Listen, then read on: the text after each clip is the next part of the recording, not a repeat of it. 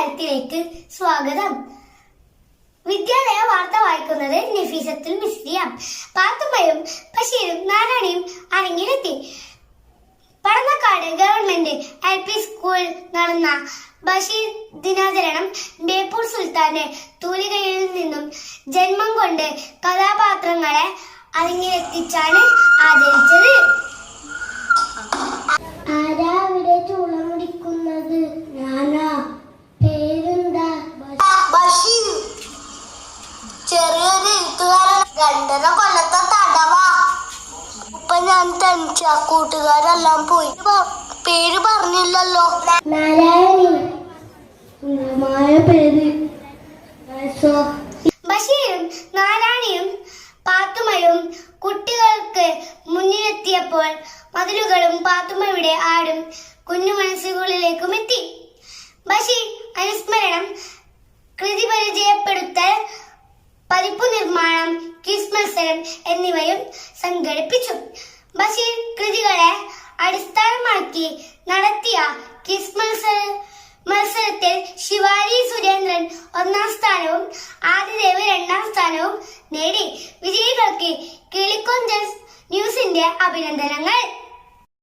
ആണ്ടോളം നീണ്ട വായന. Padannakkad government LP സ്കൂളിലെ 2ാം ക്ലാസ്സുകാർക്ക് പഠന പ്രവർത്തനങ്ങളോടൊപ്പം ആണ്ടോളം നീണ്ട വായന എന്ന പദ്ധതി തുടക്കം കുറിച്ചു.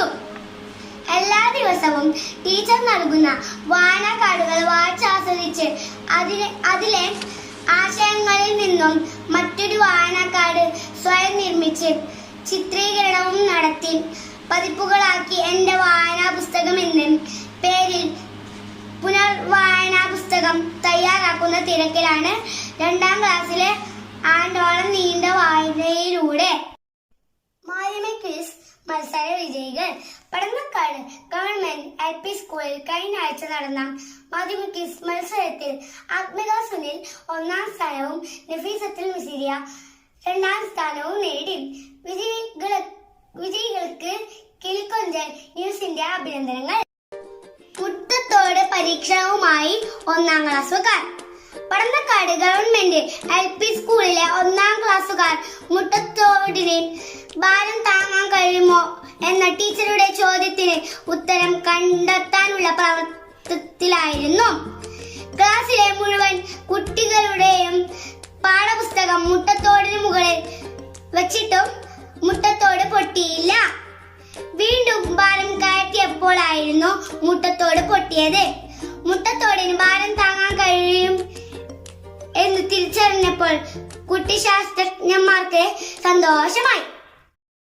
LSS വിജയികൾക്കായി വിജയോത്സവം. 2024-25 അധ്യയന വർഷം പടന്നക്കാട് ഗവൺമെന്റ് LP സ്കൂളിൽ നിന്നും LSS വിജയികളായ വിദ്യാർത്ഥികൾക്കായി വിജയോത്സവം 15/7/2025 സംഘടിപ്പിക്കുമെന്ന് ഹെഡ് മിസ്ട്രസ് അറിയിച്ചു. വാർത്തകൾ അവസാനിപ്പിക്കുന്നു. നന്ദി, നമസ്കാരം.